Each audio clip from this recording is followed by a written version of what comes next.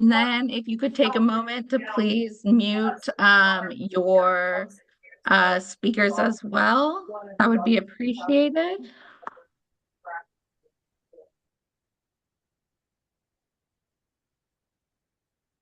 Right, so first we'll begin with our land acknowledgement. The University of Washington acknowledges the Coast Salish peoples of this land, the land which touches the shared waters of all tribes and bands within the Suquamish, Tulalip, and Muckleshoot nations.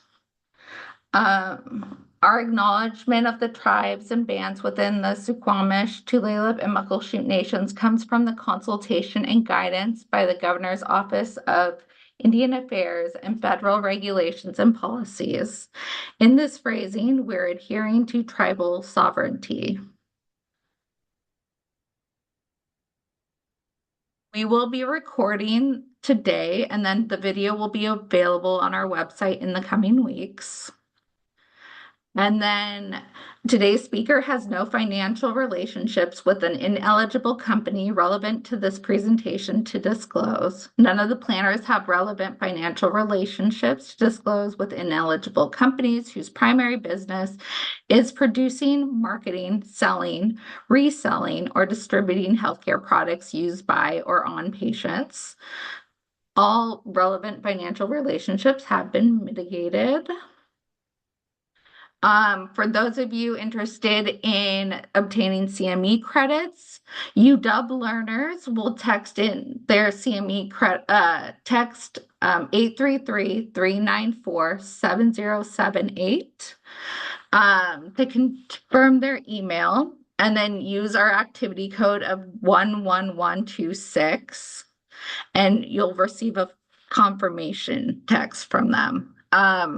There are, if you have any challenges with this, there is a survey at the end of today's talk, which will also provide you with the instructions and information. And then if you're outside the University of Washington, similarly, you will have instructions and receive an email regarding how to obtain your CME credits through the survey at the end of our presentation. We ask that you hold off on submitting your CME claim form until the end of our ethics forum series on June 30th, 2025. We would also like to let you know that we have an advanced training in healthcare ethics certification. That is a program that goes from fall through spring and also includes a summer seminar. All is online. And then save the date for our Harborview Ethics Forum. Our next forum is going to be held on December 11th from 12 to 1, and the topic will be Stop the Bleed. Right? Okay, thank you very much, Maria. Well, good afternoon, everyone. It is really my greatest pleasure and honor to introduce our speaker today, Dr. Robert Klitzman. Dr. Klitzman is a professor of psychiatry at the Vagelos College of Physicians and Surgeons at Columbia University School of Public Health. He also serves as the director of Columbia's Bioethics Master's Certificate programs, and we're here to listen to him today because of his impressive, truly impressive body of work that includes over 180 scientific journal articles and 10 books. So really, Dr. Klitzman has made profound and enduring contributions to our understanding of bioethics, particularly at the intersection of where ethical, psychological, and social issues meet in various terrains in medicine and psychiatry. So today he's going to share his insights from his 10th book, Doctor, Will You Pray For Me? This important work really sheds a lot of light on the sort of deeply human questions that arise at the intersection of medicine, faith, and meaning. And really, we're at a time when our nation is grappling with political and religious polarization. And in that context, this work really does some really useful work in examining how patients and their families, spanning beliefs from the evangelical to the agnostic, seek connection, hope, and meaning in the face of serious medical illness. And in addition to focusing on the patient and family experience, the book also explores the many challenges that providers, including chaplains and as well as other clinicians, encounter as they strive to support patients through their particular journeys. So please join me in giving a warm welcome to Dr. Robert Klitzman. Well, thank you so much, Latanya, and thank you, Maria. And I'm delighted to be here and have a chance to speak with you all. I should say I was got to work with Wiley Burke for a number of years through the I can LP talk with her program. before she leaves. And What's that was going sort on of right now? She's in room 10. I'm trying to see if she. Someone has okay, there we go. And I was able to log on from my computer so I could share my screen, I think, and show my slides. So let me do that. And I see this as an interactive session, so please feel free to ask questions and hopefully have a chance to answer them. As background, I should say that I wrote a previous book and did research funded by NIH on doctors who became patients. So I interviewed 75 doctors who became patients across the country. And when I asked them, how is your experience of treating patients now different from before you were a patient yourself, a number of them said the same thing. They said, well, patients used to say to me, Doc, would you pray for me? And I'd go, yeah, whatever. And I'd poo-poo it. And then I became a patient with a serious illness and didn't know if I'd survive. And I suddenly realized that all these existential, spiritual, and religious questions, which I had poo-pooed and I had not been taught to deal with in medical school, and if anything looked down on, were important to people. And this is how patients experience their illness, but I had no training to deal with it. So some said, I wish I could believe in something. Some of these doctors said, some came to believe in something. But I thought this was interesting and worth exploring. And then I had funding from NIH and did a study and wrote a book called Am I My Genes? Confronting Fate and Family Secrets in the Age of Genetic Testing. And again, people would say things like, well, I know I have Huntington's disease because I have the gene, but why did God give me the gene and not my sister? Or why did God give my sister the mutation and not me? And again, these issues of people looking for a larger way of understanding what they were going through came up. And I thought that was interesting. And again, I did research funded by NIH on assisted reproductive technologies, looking at people undergoing IVF. And people would say, well, I guess God must not have meant for me to have a child. Or their sister would say, well, I guess God just didn't mean for you to have a child. And they'd get annoyed at that. And so again, these issues of, how do we fit into the larger scheme of things, or issues that I think people evolved with and that we have for good or bad. And of course, with IVF and PGD and abortion, there's a number of other ways that religious issues can get in the way of reproductive care that are important. At the same time, many patients, when wanting to use various assisted reproductive technologies, or even undergo abortion, would undergo rabbi shopping or imam shopping or clergy shopping to find someone who would agree with them. So patients face a number of challenges confronting disease, issues of meaning, and at the same time, as Latanya was saying, we're living in an era of tremendous polarization politically, and a lot of that is also derived from religious differences. I don't need to say more. We had the election 2 weeks ago. Evangelicals are a very large voting bloc and very much supported President Trump. So I got interested in, well, how do patients deal with these issues today? And of course, at the same time, there are increases in the number of people who are none of the above when asked about their religious affiliation. The number of people who say they are, particularly among Gen Z, millennials, Gen X, who say that they believe nothing in particular, is going way, way up. And people are attending religious institutions, churches, synagogues, mosques, much less. So we know from prior research that these issues make doctors uncomfortable, and that there's attention to religious and spiritual issues that's increasing slightly in medical school, but it's often insufficient. 48% of doctors in other studies say that they're uncomfortable with these issues. 44% say they feel that patients will be uncomfortable. And yet 70% of dying patients say they want their doctor to ask about their religious beliefs. Interestingly, only half of those patients get it, but those who get these discussions, regardless of whether they want it or not, are much more satisfied with their care.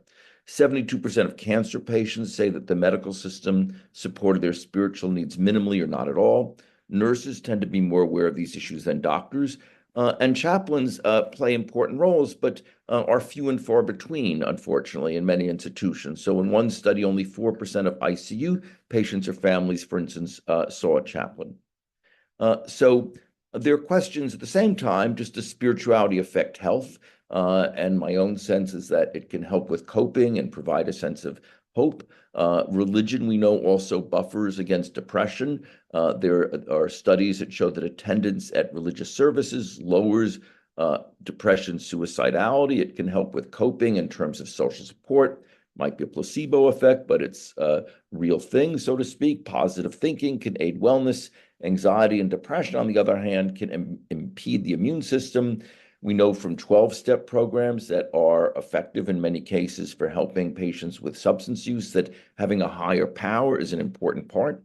There have been studies, just FYI, looking at so-called intercessory prayer, which is if I pray for someone and they don't know it and they're ill, will they get better just by the force of prayer? And there's no clear evidence to support that. But I think that this social support and feeling a sense of hope and purpose can, I think, be effective.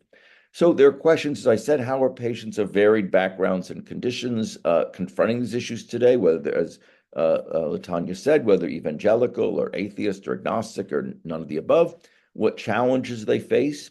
I quickly realized as I started to explore this area and begin to do research on it, that chaplains really are the ones who address these issues in a large way. And so there are questions about what implications are for future training of physicians, nurses, chaplains, patients and families, others, policy questions, research questions. So I've done in-depth interview studies with chaplains and with patients and doctors and concerning a number of other disorders previously, and also as a physician have worked with patients, et cetera. So what I found is that just as background, many doctors are unsure what to do. So, and overall, I think they should refer to chaplains more, but they're often not prepared to really handle these issues at all. So one doctor I interviewed early on in this project said that he was once wheeling a young child into the operating room and was not sure if the child would survive. And at the last minute, the family said, "Doctor, will you pray with us?" And they were standing there and they were Catholic and he was not, he was Jewish, I think. And he said, no. And he left the room. And afterwards he said, "I felt terrible and it's haunted me. I'm not sure what could I have said." And so I said to him, "Well, you could have said, well, I'm happy to stand here with you. I'm happy to support you, et cetera."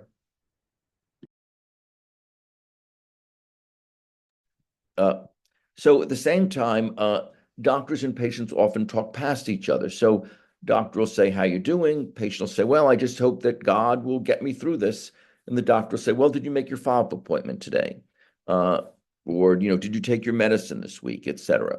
Other times, some doctors are a little more attuned to these issues in ways that might be helpful. This is a pediatrician told me, he said to a patient, a young patient, "How you doing?" The patient said, "Well, I'm just hoping I'll be good enough when I meet God." And the doctor could ignore it, but he said, "Well, I'm sure you will be." So I think that even small interchanges like this come up, and I think we can, as providers, handle them in ways that are either better or worse. I think also that a lot of what patients are asking when they raise these questions are really when they ask, "Will you pray for me? Do you care about me?" One other physician said that he was treating a patient who was Muslim who had just come over to the United States, and the patient and didn't really know anyone in this country. And the patient said, "Doctor, do you believe in God?" And the doctor was taken aback and didn't know what to say and said, "Well, I do, but I'm Protestant." And the patient grabbed his hand and said, "Thank God you're a person of the book." Since Islam recognizes Christianity and Judaism as being part of a tradition. So I think a lot of patients are really asking, "Can I trust you? What kind of person are you, this stranger who's now about to invade my body?" So I did preliminary discussions with about 15 chaplains and then did formal interviews as part of a formal research study with 23 board certified chaplains. I recruited them through the Association of Professional Chaplains and word of mouth. I did 1 or 2 in-depth interviews each for about an hour each, and they were content coded by 2 coders. This is, sorry for the small slide, but just of the 23, 56% were male, 78% Caucasian, some representation of others. The mean age was 63. They were 52% from the Northeast, but from other areas as well. The religion, 26% Protestant, 17% Catholic, 26% Christian, not otherwise specified, and some others. The modal degree held was a master's degree, and they had worked for about 18, 19 years on average. So as I mentioned, not all hospitals have chaplains. 2/3 have chaplains, but about a third don't. And those who do have chaplains often rely on local clergy who may not be trained to deal with patients with other religions, nor are they trained to deal with people who are ill, suffering serious illness, et cetera, and they may just know about their own faith. So chaplains play incredibly important roles, I found. They're increasingly non-denominational. They describe themselves as having a post-religious profession. One of the first chaplains I interviewed was an elderly nun who worked in a hospital, and she said, well, I said, what do you do? She said, well, I just knocked on a patient's curtain. I said, I'm from the chaplaincy, and I could give you good wishes, prayers or good wishes. And he said, no, we don't need you. And his wife said, no, come in. And she said, would you like prayers or good wishes? And he said, well, I'll take good wishes. And she said to me, I basically say the same thing no matter what they say in this choice. I say, may the universe give strength to the doctors, and the powers of the universe help heal Joe here, et cetera, et cetera. And afterwards, he grabbed their hand and said, yes, sister, thank you so, so much. So what that she told me is that a lot of people don't really know what chaplains do. They may reject chaplains thinking that it's something very religious as opposed to good wishes and just positive thinking and enforcement of that. They're also often under-resourced, I should say. They operate in a separate world from doctors. Often the doctor enters a room, the chaplain leaves, or the doctor leaves and the chaplain enters. They're often not included on rounds. They tend to be more so in certain services, particularly hospice and palliative care, to some degree in oncology, but not always. But there's a great variability. And chaplains learn a lot on the job. And I got curious, what do they actually learn? What is it that they now know, having been a chaplain for a few years, that they didn't know earlier? And what kind of insights or lessons, therefore, can be transmitted to other chaplains and other providers? So they provide unique characteristics in a lot of ways. They engage in active listening, ministry of presence. They have a lot more time than doctors and nurses, who tend to be much more stressed and having to see a lot of patients, whereas a chaplain is a luxury of being able to spend an hour talking to a patient. And that's sort of a punchline is chaplains at this point are sort of the only people in many hospitals doing anything akin to psychotherapy. So if you're diagnosed with a terrible cancer, the only person to say, how you're doing, what's this like for you, is the chaplain. So I think they play very important roles. They can demonstrate interest, respect, support, empathy. They help families and patients reframe quandaries. They get respect and trust as a spiritual or religious figure often. As I said, they have more time, a less medicalized and rigid agenda. They can help understand patients' and families' perspectives, values, and goals, which of course is very important for end-of-life care and decision-making and goals of care. They can convey, interestingly, medical providers' points of view to patients and vice versa. So they're often sort of in a liminal role, being able to communicate between these two groups. They provide fresh eyes, address conflicts, et cetera. But they face rejection, and which can be upsetting. It's often due to misunderstandings, but they often overcome it. So one chaplain I interviewed, for instance, said that he knocked on a patient's door and said, I'm from the chaplaincy department. And she put up her hands as a cross and said, get out, you're anathema to me, I do not need you. My religion is CNN, she said. And he was taken aback and left and was sort of upset. But the next day he thought, well, I'll try going back, and knocked on the door. And he said, remember me? And she said, yeah. And he said, well, I know your religion is CNN, but what do you think about what's going on politically today? She opened up and they talked, and it turned out she was a very lonely older woman who had no one else visiting her, and she was very grateful to have this connection. So again, it spoke to the degree to which chaplains, I think, can reach out and provide just basically humane and humanistic approaches to care. A lot of chaplains engage in mediation, and mediation has been looked at in bioethics and clinical ethics. as a way of addressing conflicts among patients, families, and providers. Nancy Dubler and Carol Liebman wrote a book about bioethics mediation. It involves several approaches and skills that chaplains, I think, also engage in, creating an atmosphere of trust, acting as an impartial, neutral third party.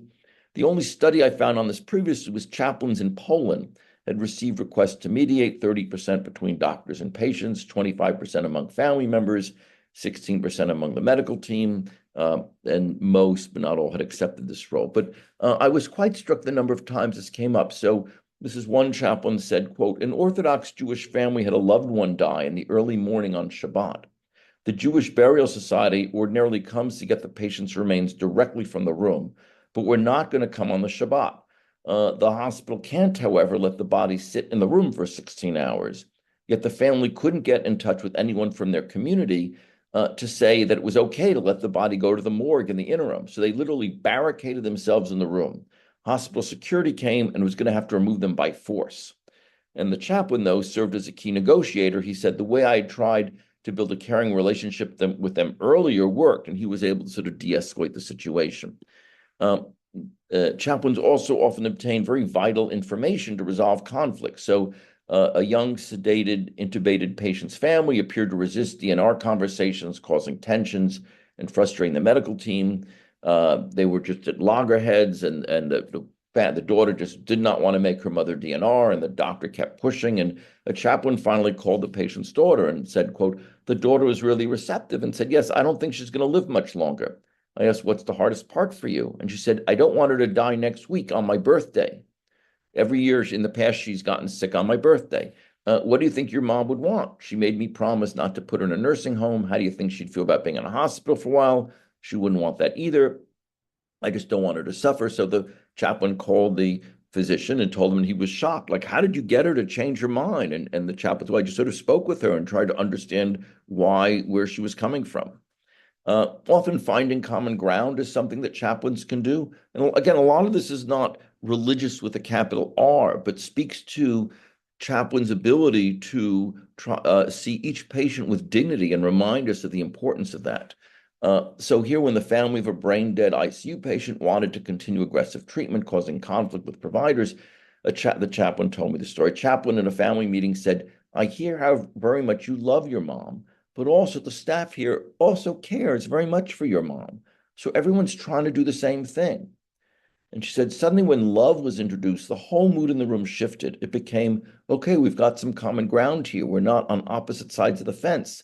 That was very helpful. Families say, okay, as long as the staff knows that we just need more time. And again, I think these are important roles that chaplains, given their background, can remind us of. Also, overcoming staff biases based on labeling of patients. A young pregnant African-American woman came in multiple times, this is another chaplain speaking, for pain management, but was not being evaluated and getting the care she needed. She was being framed as a drug dealer. I connected with her. Luckily, I had a very good connection with a maternal fetal specialist. We'd worked together on the ethics committee, so I called him and he came in. We found out she had a kink bowel, which can come and go, but gets stuck. The patient ended up having a profound infection in her gut because it had leaked. A chaplain's role is very powerful. We can see people beyond labels. So the staff was seeing this woman as a drug dealer, and the chaplain was able to see, well, something else is going on here, and was able to get her help. This is another example. A Caucasian man was in a car accident and had no identification with him and was covered with tattoos, and the staff treated him as though he was drugged out and had OD'd. Didn't even really want to touch him because he could have anything because of his tattoos. I said, my son has tattoos all over him and a PhD. I think I know about people who have tattoos. Sometimes tattoos can tell you a lot about a person. Maybe his name's on the body. And we found his name. He happened to be the chair of a department at a nearby state university. So there's prejudice, there are biases. And again, chaplains, I think, seeing the whole person, could see past that in certain ways. Yet they vary in how often, in what ways they perform these roles, how comfortable they are. They may take these roles on informally, implicitly, de facto, rather than explicitly.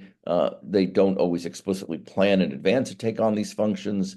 They're not always asked to do so, but they often end up doing so. On the other hand, some chaplains, I think, feel more empowered to take on these roles that are more than, quote, just praying with a patient, so to speak.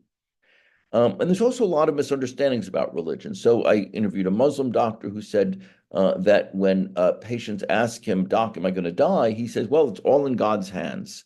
And he said, because that's my belief, that it's all in the hands of Allah. Uh, and he said, but patients get upset to me, and I don't know what to say. I feel I must say what's consistent with my faith. And I said, well, you could say, we're doing everything we can, but in the end, it's up to God or powers beyond us or whatever. And I think patients were hearing it's all in God's hands, meaning that he was not going to do everything that he can do. So again, I think it reminds us of the subtleties of language that can get in the way and that we as providers may not be as aware of as we should be. I was also struck that chaplains develop rituals on their own. So there is Code Lavender, which has been described when a lot of patients are dying or a bad death has occurred. They'll have tea and cookies in the nursing station, but they did other things. So one chaplain I interviewed said that during COVID, she developed chocolate rounds. She said, well, they're grand rounds, so I developed chocolate rounds. I went around with a box of chocolate to the staff, and each staff member, I'd say, I'm doing chocolate rounds. Would you like a chocolate? And the staff invariably say, I'd love a chocolate. And she'd say, well, how you doing? And they'd say, well, we've had a lot of deaths, and the kind of moral distress that a lot of staff were feeling, they had no opportunity to discuss. And she found that just going around one-on-one informally was very helpful. Another chaplain said that during COVID, she created a wreath in the nursing station, and she had made little paper slips and said everyone could write down the name of someone who died, either a family member or friend or a patient, and put it on the wreath. And soon the wreath was covered. And she said that as the pandemic went down in terms of number of hospitalizations, she was going to take this down. And everyone said, no, no, please leave it here. It's really a memorial for us. Others have groups, what matters at the end of the day, refreshment for the soul. They call them different things. They have goodbye prayers. One chaplain said he'll make a poster with the patient's name and things about the patient. And when the patient dies, the family will take this home with them and really treasure this. And he says, I draw a little print of my hand. I say, I'll always be here with you. And it's a way that helps patients, families in grief after the patient dies in a way that many of us as providers don't really think about. So other rituals, again, after death, at the patient's death, multiple deaths, stress, particularly during COVID, individuals for one unit, or whole staff, et cetera. Some chaplains invite people from the community in. They can be long, brief, et cetera. But I was struck how much they developed these rituals just on their own and had not talked about them with other chaplains who I think could learn from them, and I think we all can learn from them. Again, once, several times, formal, informal, et cetera, et cetera. So chaplains also face challenges in ending meetings and drawing boundaries. A number of times chaplains said that patients would call them up after the patient left the hospital and said, well, I'm now in a nursing home. Could you come visit? Or families would say, can you do the memorial service or continue to see us? And so they have to draw boundaries in mental health, psychiatry, psychology. Boundaries are very important. Chaplains, I think, often haven't thought about this as much, but it comes up. At the same time, there are questions how much time to spend with any meeting. So one chaplain I interviewed said that when she was a trainee, she went with an older chaplain rounding to see patients, and there was a family who had just lost someone. The person had just died, and they were clearly grieving. And the younger chaplain who I interviewed said that when they walked in the room, that she thought that we'd turn around and walk out, but the older chaplain motioned to sit down, and they sat down on the floor. And at a certain point, the family opened up and was very grateful to have the person there. So again, a lot of it is sort of reading body language and informal, and again, reminds us the importance of that. In ending meetings, again, a lot is, how long to spend with any family meeting, with any family or patient is communicated verbally, non-verbally, often a mutual choreography, and also how much some people are wary of chaplains. And again, I think even the term chaplain, which is a Christian term, can make people wary. I think often spiritual care provider is more expressive and talks to people across their various faiths or lack thereof. Again, chaplains can be awkward asking for feedback. Should I stay longer or not? These are things that chaplains often wrestle with, but they often do self-monitor and correct. Again, as I mentioned, questions of where to draw the line, whether continue to communicate. Some chaplains continue to communicate through Facebook or social media, or emailing, texting, occasionally phoning. Again, the boundaries are not always clear, and they often do help, but then they find they do need to draw a line at a certain point. So context. So hospitals obviously vary. There are religious institutions where chaplains tend to be respected more, but of course, religious institutions have various other issues. There may be a picture of Jesus on every floor, and reproductive services are not offered, but chaplains are more respected and often involved in more committees. And I think another issue is that chaplains often don't feel empowered to get engaged more in institutions and other committees, et cetera. But those who do, I think, find that it helps the amount of respect that chaplains receive in an institution. I also found there are a number of issues around LGBTQ patients who face stress from disease that chaplains often are able to speak to in a way that otherwise may get ignored. So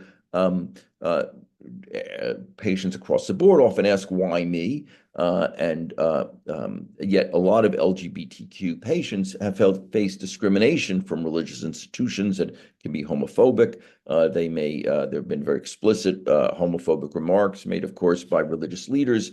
And so they often struggle. They don't have a sense of, they may be very spiritual, but not have a sort of institution, or religious organization, which they face, but we know that they have increased rates of depression, anxiety, suicidality, et cetera. And chaplains, when they're aware of it, are often able to speak to that, help. One chaplain I interviewed said that she was called to give a Bible to a patient, went in the middle of the night and gave it. It turns out it was a patient who was transitioning, a transgender patient who's from an evangelical background, and said to the chaplain, if God is so great, why did he put me in the wrong body? And the chaplain was taken aback, not knowing what to say, but was able to sort of talk about these issues and be there for the patient in a way that the patient otherwise would not have had an opportunity to really be with someone to talk about. So I think that chaplains can be open-minded in ways that could be very helpful. But again, in certain areas, some chaplains I interviewed were evangelical. They were in the Bible Belt, where this and a lot of other issues are much harder to discuss. But I think chaplains can do more to help. I mentioned some of this earlier. So I should say that there's also been challenges in how to assess chaplains. So there have been efforts to show that if you look quantitatively, which patients have seen a chaplain in the hospital, you can then correlate that with rates of satisfaction, 5-point scales and emails that families or patients get afterwards. And there was one study that showed that patients who had seen a family ended up having them or their family, if the patient saw the chaplain, giving a higher satisfaction score.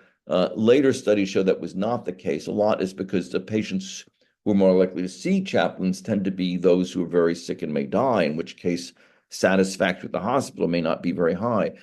So it's been hard to assess how effective chaplains are.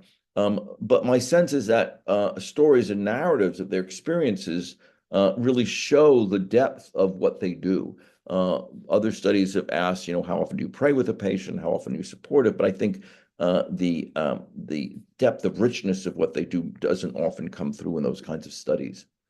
So I thought I'd leave time for questions and answers. But basically, I think given that we live in an increasingly fractured healthcare system, I think chaplains can serve as mediators, should be neutral go-betweens. They create important space or forums for addressing tensions. In certain ways, these lie outside traditionally described chaplains' roles, which may be seen as just praying with patients. But I think these are very important, particularly given that the healthcare system is under a lot of stress and maybe under more so in the next few years. These suggestions could be misinterpreted. So I wrote a small piece for the New York Times a few years ago arguing that doctors should be more aware of patients' views, and got 288 comments online. And some people said, well, doctors should not force their religion down patients' throats. Just to be clear, I'm not suggesting that doctors force their religion down patients' throats, but just that doctors should be aware that for many patients, these are important issues that could be helpful for coping. And doctors can just say, if they want, we have spiritual care providers who can talk to you about these issues. But I think rather than just ignoring it, I think these are issues that patients struggle with and that we could help with in many cases. And I think for practice, chaplains should be aware of these issues, consider more fully developing the skills and functions. Many, for instance, engage in mediation, but have no formal training in it, which I think would help. Some have training in psychotherapy and counseling, some do not. So I think helping chaplains in these ways can be helpful. I think medical education also should enhance recognition of these issues and how chaplains can help. And at the same time, I'm quite struck how little doctors often know about religions, particularly their own, particularly around Islam, actually. At least on the East Coast, we have a number of patients in major cities who are Muslim. I'm sure you do here as well in Seattle. And I'm really struck how often many of us know very little about Islam or what to say to a Muslim patient. And I can talk about some examples about that. But I think there should be a lecture in comparative religion for an hour in medical school, so we at least know some of the basics, and so it's a little less familiar and therefore uncomfortable for doctors. And I think more research is needed in these areas, how often and what ways chaplains perform these roles, whether some chaplains do more than others, why that is, patients' and chaplains' views. I think chaplaincy could promote its benefits more fully, as I've mentioned. There's a lot of wariness among staff. I mean, one chaplain I interviewed said that during COVID, she wanted to meet with the nurses, and the nursing supervisor said, absolutely not, they need to be on the floor. She said, well, I think they're undergoing a lot of stress. I'd like to just try it once, and why don't you come? And the nursing supervisor said reluctantly, okay. And she came, and they had a sort of group discussion, and the nurses soon all burst out crying. And the supervisor said, keep doing this. And chaplains help in all kinds of ways that others don't. I mean, I think social workers could do a lot of these roles, but often have to focus on discharge planning. One chaplain, though, told me, for instance, a story where there was a young boy who wanted to be an organ donor, and when he died, the doctor said, "Okay, we'll wheel the patient into the operating room and harvest his organs." And the family said, "We want to be there when he dies, when my son dies." And the surgeon said, "Absolutely not." And there was again sort of tension, and the family was going to say no, then we don't want to have his organs donated. And the chaplain said, "Well, let me talk to everyone." And the chaplain arranged for the family to go to the operating room just for 2 minutes, and they would gown up, and they did. And during the 2 minutes, the chaplain said, "Does your son have a favorite song, or did he have a favorite song?" And the family said, "Yes, Amazing Grace." So they all sang Amazing Grace. The nurses and the doctors joined in. Everyone started to cry. And then at the end, the family left at 2 minutes. And as they're leaving, the mother said to the chaplain, "Thank you so much. You helped me sing my son into heaven." And I think it's those kinds of interactions that speak to, I think, chaplain's unique role, and ways that we all need to appreciate more. So again, I think more need for medical education and practice to help, I think, providers through case vignettes, for instance. We have cultural competency that often looks importantly at ethnicity, race, gender, et cetera, but often not religion and spirituality. And again, healthcare providers can refer if they want. And I think more broadly, we live, as I mentioned, a time of a sharply divided discourse. And there's a lot we don't know about other people's beliefs. I was struck how much patients, regardless of whether evangelical or atheist, agnostic, are dealing with similar issues, trying to find meaning, purpose, hope, connection. And I think that recognizing that's important. There have been atheists such as Sam Harris that say we don't need religion or spirituality, just meditation. But I think when dealing with crisis and death and dying, more is needed than that. And I think that patients and chaplains remind us of that. So this is the book that just came out, Doctor, Will You Pray for Me? Medicine, Chaplains, and Healing the Whole Person. And if you're interested, these are my other books. There's a flyer that I can send around for a discount if you're interested. And I'd be happy to answer any questions. And thank you so much again. And I see there are a lot of questions. Yeah, so there has been quite a discussion going on in the chat. Okay. I thought it might be better since there are so many people that attended that maybe we could give the opportunity for individuals to raise their hand, and then we can unmute them one by one. Okay, I can just skim these because some of these are comments. etc. Do you want me to try doing that first? So just in terms of time, because we don't have a lot of time. What do you think of that? Whatever you prefer. Well, let me just quickly over some of these, and then if I don't touch on some of this, please raise your hands. Ritual can be really powerful in helping people process, make meaning. Absolutely. Yeah, we don't think as much about rituals we should. We think of rituals as something that, quote unquote, primitive tribes do. And yet they're an important part of, I think, what we do in healthcare as well. I wear a subtle rainbow. Yes. Yes, that's great. Thank you. This part. Yes, LGBTQIA severely underserved. Oh, that's a question mark. Chaplain's response, tell me more. Yes. Yes, we do much more than pray. Yes, thank you. See the work, Christine. Yes, great work she does. Uh, right. It's wonderful to hear the many benefits of including chaplains in patients' care. Do folks have thoughts regarding when a clinician should ask for help from a chaplain versus palliative care consultant? It seems they have some overlapping and some distinct roles. Yes. So of course not, I mean, there are patients who are not, who might benefit from a chaplain, but they are not palliative care. They're not hot and hospice or even palliative care. Are you recommending hospitals hire more chaplains for staff and to support more chaplains in research and more chaplains teaching spirituality? Yes, these are excellent recommendations. I agree with you. However, it is difficult to find funded positions.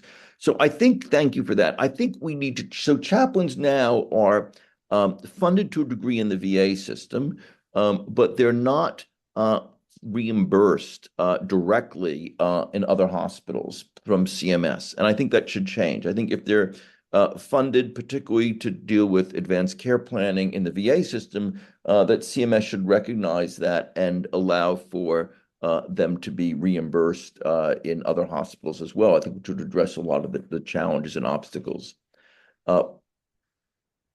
Palliative care chaplain training, 4 years undergrad, 4 years MDiv.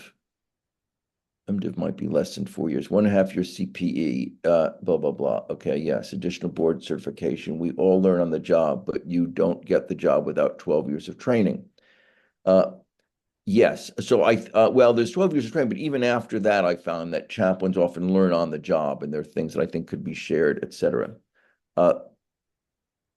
Thanks. As a fellow chaplain, I feel it's important for our interdisciplinary colleagues to understand that we have one of the most lengthy, yes, thank you for that. Agreed. I have slides for years of training. Okay. It is fairly uncommon for chaplains at my hospital to pray. I have, and we'll take it back that this is considered primary function by the speaker. Well, I think that traditionally chaplains, obviously chaplains vary. I think, and chaplaincy, I think, is also changing, as I'm sure you know. So my sense is that several years, if you go back 10, 20 years, I think chaplains were seen as praying. I think also if you look, what the data show is that prayer remains one of the, quote, main things that chaplains do nationally. So it may vary by region, but I think, yes, this may be a regional trend, Maya wrote. Interesting. Okay, Dana, I know many different faith communities have Stephen ministered, so maybe contact with individual faith community could be started. I'd love to hear if others know of resources in the community for chaplains. I'm not sure what... into a faith community. Or maybe if we have time, we can come back to that. Resources in the community for chaplains, you mean, I mean, there's, I'll come back to that. Do you mean for patients in need of spiritual coach? Okay, I think some NS employ chaplains, others do not, unfortunately. Could you say more about what you're seeking? My team works in the post-acute care space, and many SNFs do not have many resources. Big change. I wonder if resources in the community connect. Yes, okay. So I think communities can do more on this. And join, none doesn't mean not making meaning. Yes, of course, right. Yes, I mean, that's an important point, is that none of the above, which is increasingly what people believe. I think, and by the way, knowns are more in the West Coast and certainly in the South and certain other parts of the country. So I think, we need to recognize that, but they're spiritual people. I've gone to arguments with this because they're religious people who say, well, you need to have a practice, you need to have, go to belong to an organization. I personally don't think that's the case. And I should say a lot of people, I think, get spiritual support online, Facebook, sort of people sharing pictures of sunsets or their pets or having a new pet or a new birth in the family or my mother died, things like that, I think are things that people used to do in religious institutions. Yeah, so the yes, University of Washington, the Knowns Belt. Yes. So unfortunately, most, I think only 7% of medical school deans think there should be more attention to spirituality in medical school, which is sort of sad. And even they say if there were the materials were provided to them, they wouldn't necessarily include them in the curricula. So I think, those of us who think these are issues that are important, I think to advocate for them in your institution is important. Uh, all crises are spiritual at the core because they involve issues, yes. Spiritual care providers need advocacy from the C-suite. Tanya, go ahead. Well, Tanya, sorry. Yeah, thank you. Yeah, I mean, I think, the number of people in the who came, this is sort of a record number of people who attending one of Okay. our grand rounds, and All right. all Great. all the conversation in the chat, I think too, I think we're sort of in a moment and a cultural moment where I think, that this particular topic that you've sort of, empirically and theoretically explored is so important, but also so fraught. And so I'm wondering, given the research that you've done, if you could speculate on what you think the experience of chaplains might be in the coming years and months and years, and particularly since in a lot of your evidence, and also the evidence of the chaplains, remarking in the chat, is really that, like, their role as institutional actors is not always to be, actors for their religions, right? It is to really Correct. to sort Yes. of, Yep. provide Yep. support and encouragement, in whatever way makes sense for the person that is in front of them. And so I'm wondering, you know, there are some religious communities in which anything that even smacks of interfaith, interdenominational, whatnot, is read as an attack, is read as something, right, that goes against their particular sort of beliefs. And I'm wondering if there's, if you, have any, if you have any speculations on how the experience of chaplains you think might change, and then in the coming months and years, given the evidence that you've collected. Yes, thank you. Great question. So I'm trying to, answer various questions here. So a few things. So when I was in medical school, I worked with a psychiatrist named Robert J. Lifton, who subsequently wrote a book called Nazi Doctors. He interviewed doctors who worked in Nazi concentration camps to understand how they managed to do what they do and how they rationalize that. But he had first studied survivors of Hiroshima and Nagasaki, and he was the first social scientist to do so. This is in the 1940s and early 50s. And he came with a theory that all humans have a need for what he called symbolic immortality, that death is a major stress for all humans. And so we need a way to deal with that. And so some people have a sense from that their children will live on or grandchildren. Some people rely on religion, that religion gives them a sense of sort of living on. Some people have, through creative work, live on in their minds. Some people engage in what he called experiential transcendence, sort of drugs and sex and rock and roll to sort of escape beyond sort of the daily mundane aspects of our lives. So I think people do have a need for something. One patient I interviewed said, "I'm against religion, but I believe in the third law of thermodynamics, that energy is neither created nor destroyed in the universe; it just goes on," which was a very spiritual notion. So I think that all people have certain needs for something that I'll call spiritual. They may say that some people believe in science, some people believe in math as sort of higher, purer realms. In AA, people are told to find a higher power, something just beyond themselves. It could be music, could be math, could be nature, the universe. So I think those things cut across regardless of what your particular belief is. And I think that chaplains increasingly tap into that or reflect that, which I think is a good thing. So I think that, again, as I mentioned, the goal is not to force people to believe in something they don't want, but to help people reframe and understand what they're going through. I mean, one chaplain I interviewed said he was dealing with a guy who was dying and was depressed and upset and angst-ridden, said, I've been a kind of a son of a bitch and I haven't talked to my kids in years. And, I feel terrible. Why am I even still alive? What's the point of everything? And the chaplain said, well, I picked up the piece of bread on the patient's plastic tray and said, let's talk about bread. Bread's amazing when you think about it. It tastes good. It's from nature. It's from wheat that grows in the ground. Jesus said he's the bread of life. Maybe the point of life is just to enjoy the moment, whatever, how much time we have left. And he said the patient just responded to that in a very powerful way and sort of felt much better. And so I think there are ways that regardless of if this is answering what I think is part of what you're asking, that beyond, some atheist might be offended by what a chaplain says. I think chaplains speak to this larger need that we evolve with, I think, to sort of think of something beyond just our day to day. We get up and we eat and we go to the bathroom, we go to sleep. And I think chaplains can sort of speak to that, and people facing severe illness are wrestling with these issues. So I don't know if that answers your question, but I think so. The future for chaplains, we live in a fraught time. I happen to think that the more we find commonality across our society, the better off we'll be. And that in the end, humans are looking for similar things in many ways. Obviously, not all, but in many ways. Jim, go ahead.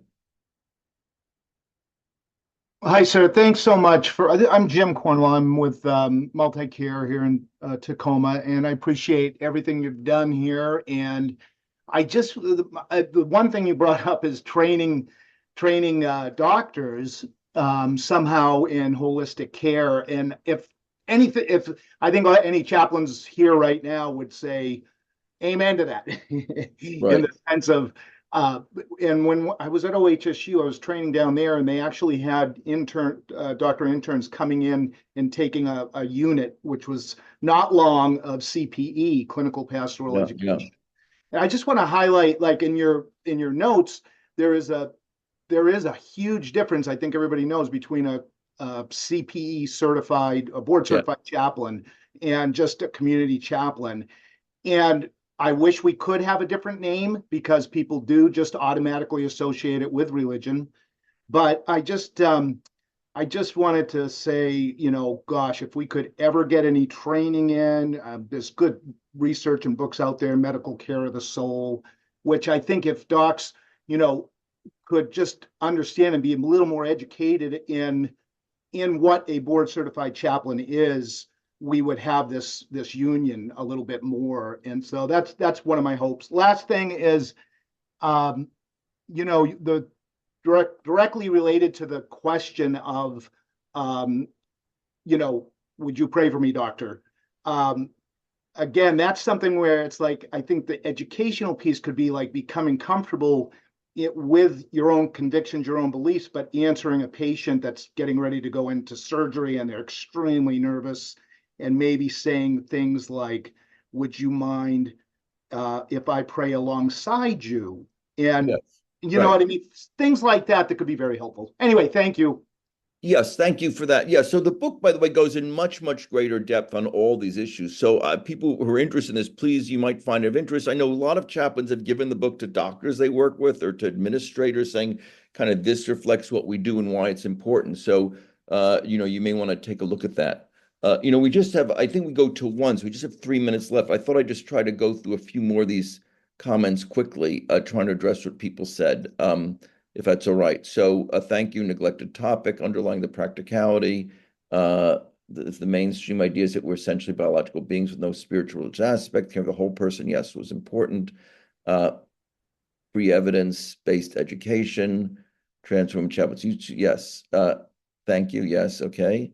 How do we first get interested in what chaplains do? So I've been fortunate to work with chaplains on the clinical ethics committee at New York Presbyterian Hospital at Columbia. And as I said, I first started when doctors I interviewed said that in my book, when doctors become patients, that they were surprised how little they knew about religion. I thought this is in a very important area. Assess, yes, assess through visits. But again, Deborah, I think assessing through I think there are different ways of assessing. I think qualitative assessments at the moment are going to get and a lot of data that could be very helpful. Okay, let's see. In schools of medicine, yes, okay. So copy of slides, a copy of the recording. You're welcome to get the slides. I'm happy to share them with you. And again, as I mentioned, the book goes into a great detail with a lot of this. And let me just go back to this. If you go to Oxford, he wrote AM Prom D9 at checkout, you get 30% off on this or other books, not to be shamelessly promoting here. Elizabeth, go ahead. Oh, thank you. Hi, my name's Elizabeth Gashir. I'm a spiritual health clinician at Fred Hutch Cancer Center. Right.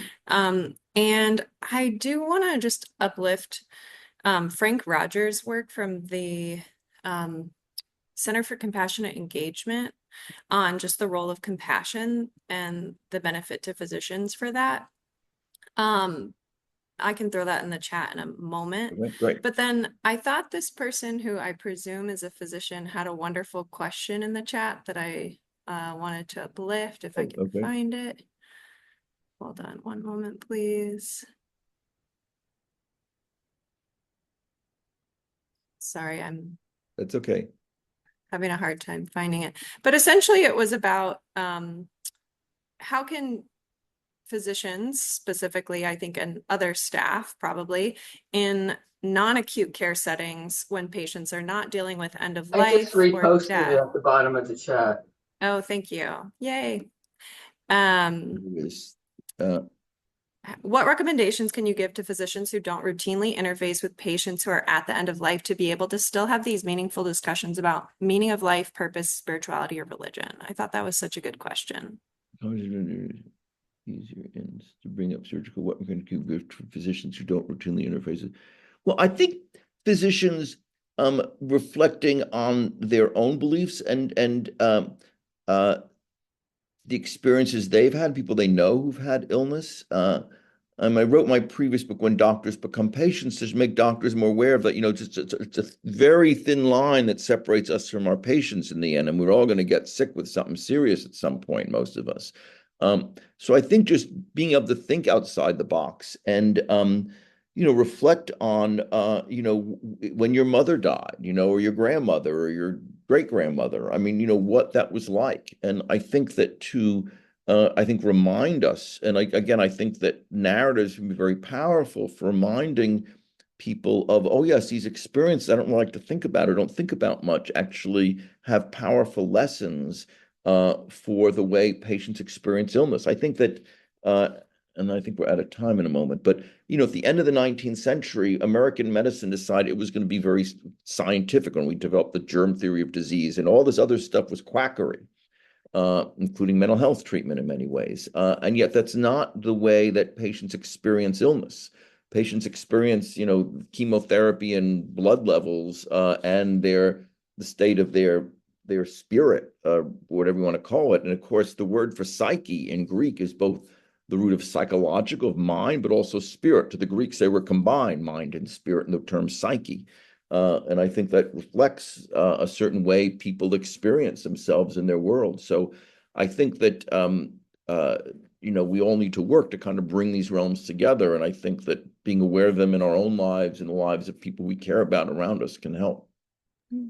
Well, thank you so much, Dr. Klitzman. This has been an amazing opportunity to sort of bring our community together around your work. So thank you so much again from the entire University of Washington community. Thank you. Great. Happy to do it. Thank you. Bye-bye.